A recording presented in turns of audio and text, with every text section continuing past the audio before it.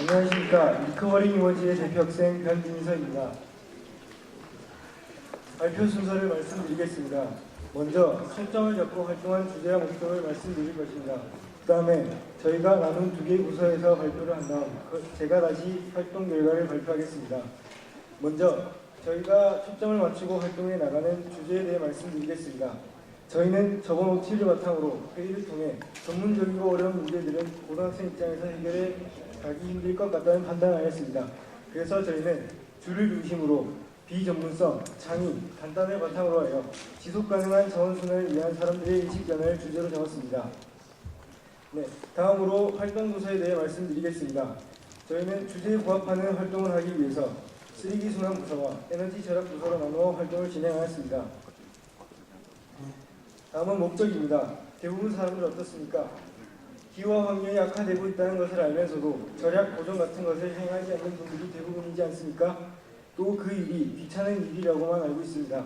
물론 여기 계신 분들은 아닐 거라 믿습니다. 하지만 별거 없이 시간만 조금 낸다면 자원 절약이나 에너지 절약 같은 것들 충분히 할 수 있지 않습니까? 그래서 저희는 예상외로 자원 에너지 절약하는 일이 쉽고 재미있는 일이라는 것을 알리는 데 목적을 두었습니다. 그렇게 하여 쓰레기 순환 부서는 쉽게 만들 수 있는 재활용품을 탐구하고 개발하여 홍보하였고, 에너지 절약 부서는 에너지 가격표를 제작하여 배부하고 간단히 실천할 수 있는 에너지 절약 방법에 대하여 홍보도 하였습니다. 그러면 이제 각 부서의 발표자가 나와 활동 결과를 발표하겠습니다. 안녕하십니까. 쓰레기 순환 부서의 발표를 맡게 된 강민성, 최우록입니다. 여러분, 2050년의 문제점이 무엇이라고 생각하십니까? 늘어나는 강수량, 찌는 듯한 더위, 녹는 비가 모두 맞습니다. 하지만 이러한 문제들의 근본적인 원인을 생각해보았을 때 가장 크게 일조하고 있는 것들 중 하나가 무엇일까요? 바로 자신의 가치를 다하지 못하고 버려지는 쓰레기들입니다. 앞으로 제품의 생산은 계속 많아지는데 자원은 줄어들고 이로 인해 쓰레기는 계속 쌓여만 갑니다.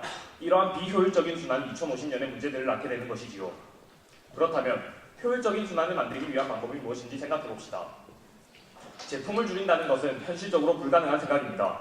그렇다면 쓰레기의 자원화를 통해 제품을 만들고 쓰레기 양의 감소와 자원의 증가를 이끌어내는 방법은 어떻습니까? 불가능하실 것 같습니까? 제품의 질이 낮을 것 같나요? 전혀 아닙니다. 실제로 저희가 만든 제품들을 시내로 나가 평가를 받았을 때 시민들에게 굉장히 좋은 반응을 보였습니다. 다음 동영상을 한번 시청해 보시죠.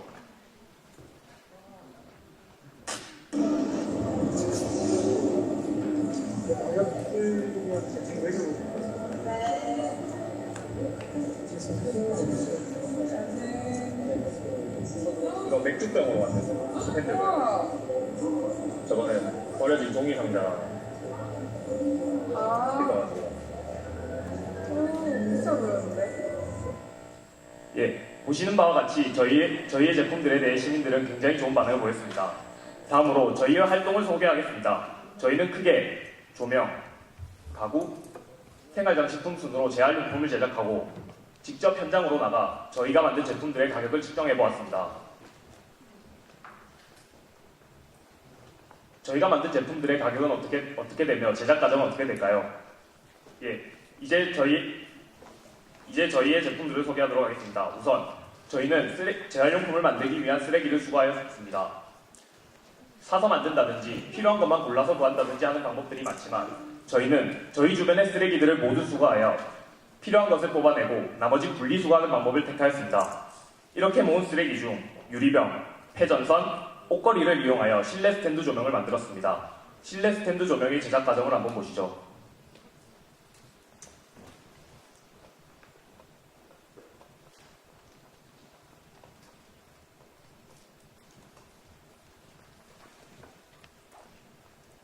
이 실내 스탠드 조명의 경제적 가치는 어떻게 될까요?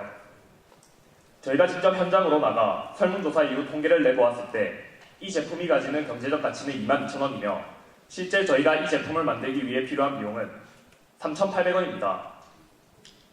다음은 미니소파입니다. 미니소파는 페트병, 포장용 에어캡, 헌 커튼, 스펀지, 그리고 판자를 이용하여 만들었습니다. 미니소파의 제작 과정을 한번 보시죠.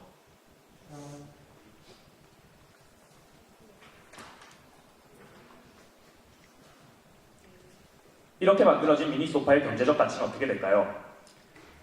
마찬가지로 현장으로 나가 가격을 측정받고 통계를 내보았을 때 이 제품이 가지는 측정 가격은 24,400원이며 실제 이 제품을 만들기 위해 필요한 비용은 9,800원입니다.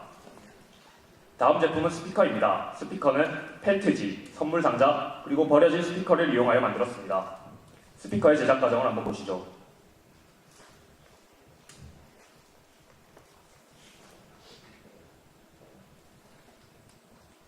이 스피커의 경제적 가치는 어떻게 되었을까요? 마찬가지로 현장으로 나가 설문조사 이후 통계를 내었을 때 이 제품이 가지는 측정 가격은 21,000원이며 실제 저희가 이 제품을 만들 때 필요한 비용은 1,700원입니다. 혹시 이 우리가 만든 제품들의 정확한 준비물과 제작 과정이 궁금하신 분은 보고서나 저희가 추후 알려드릴 블로그를 참고하여 주시기 바랍니다.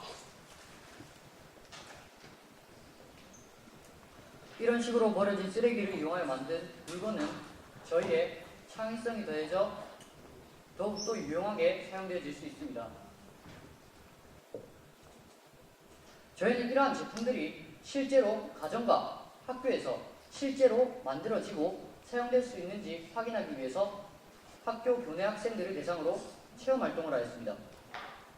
그리고 사람들의 인식 개선을 위해서 블로그를 통한 홍보 활동을 하였습니다.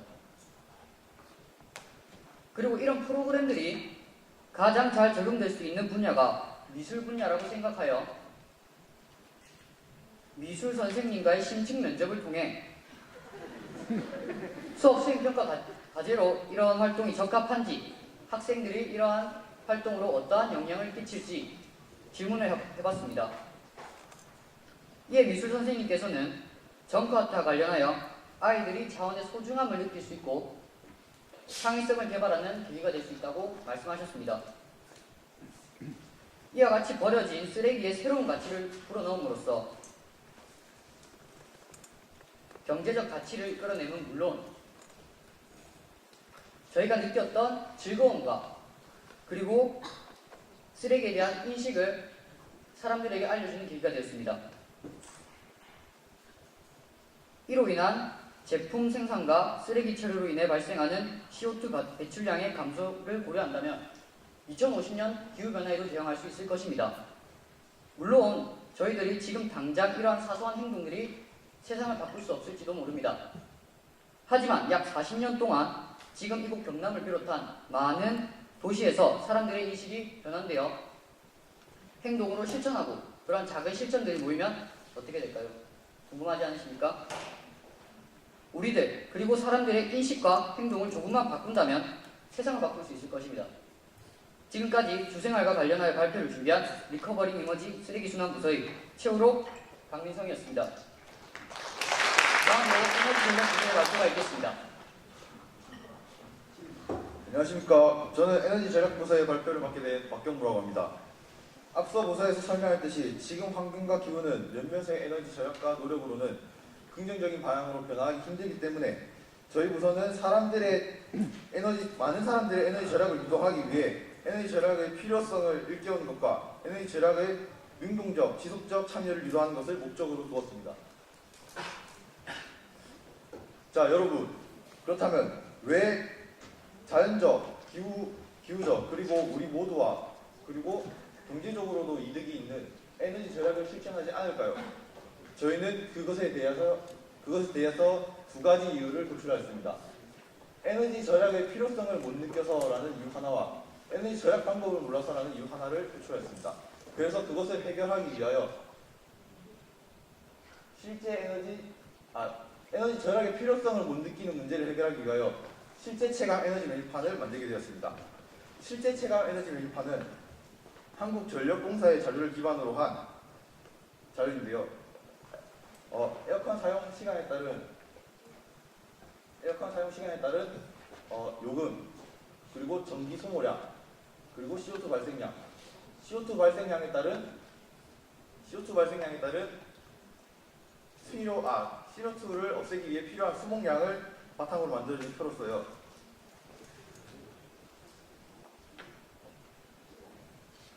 보시는 바와 같이 제작되어 각 교실에 부착되고 학교의 33개 학급에 부착되고 그리고 에어컨 선과 히터를 관리하는 제어실에 부착되었습니다.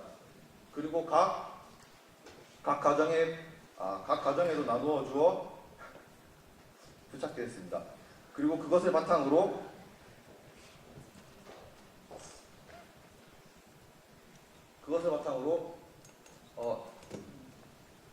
설문조사를 한 것이 이것입니다. 실질적인 도움이 되었다. 그리고 에너지 절약의 중요성에 대한 인식을 이뤘다. 환경 친화적 자세를 갖추게 되었다. 장기적인 활용 가능성이 있다. 이 네 가지 요소에서 3분의 2 이상이 호의적인 반응을 보였습니다. 이 통계 자료를 통해 에너지를 아낄 때 얻어지는 효과를 수목량, 전기요금, CO2 발생량과 관련지어 구체적으로 연관지어 생각하게 되어 에너지를 절약할 때의 뿌듯함이 에너지 절약 실천 동기를 부여했다고 볼 수 있습니다. 2분 남았습니다. 그리고 나머지 하나, 에너지 절약 방법을 몰라서를 해결하기 위해 SNS를 통한 홍보를 이용하기로 하였습니다. 저희는 트위터를 만들어 11월 15일부터 생활 속에서 쉽고 간편하게 할 수 있는 에너지 절약 방법과 그리고 다수의 제품이 있지만 잘 몰라서 쓰지 않는 기능에 대하여 조사하여 트위터를 통해 255명의 팔로워들에게 소개하였습니다.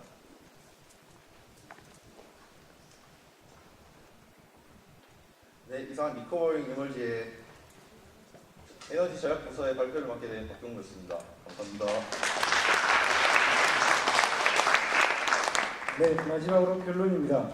앞에서 발표한 것과 같이 저희는 주에서 주거 생활에 관련된 활동을 했습니다. 또 그렇게 해서 얻은 결과를 오늘 이 자리에서 말씀드렸습니다. 요약하면 쓰레기 순환에 대해서는 인식 전환을 통해 재활용품 제작에 대한 흥미를 부여하였고 에너지 절약에 대해서는 에너지 사용량을 체감시켜주고 간단한 에너지 절약법을 홍보하였습니다. 이를 통해 사람들에게 다가오는 미래 기후 환경 실태를 인식하게 하고 개인이 아닌 모두가 자발적으로 기후 환경 변화에 대응하는 그린 리더로서 성장할 수 있는 계기를 만들어 주었습니다. 네, 마지막으로 활동에 도움 주신 주최 측 학생들, 주민들에게 감사드리며 리커버링 에너지의 발표를 마치겠습니다. 감사합니다.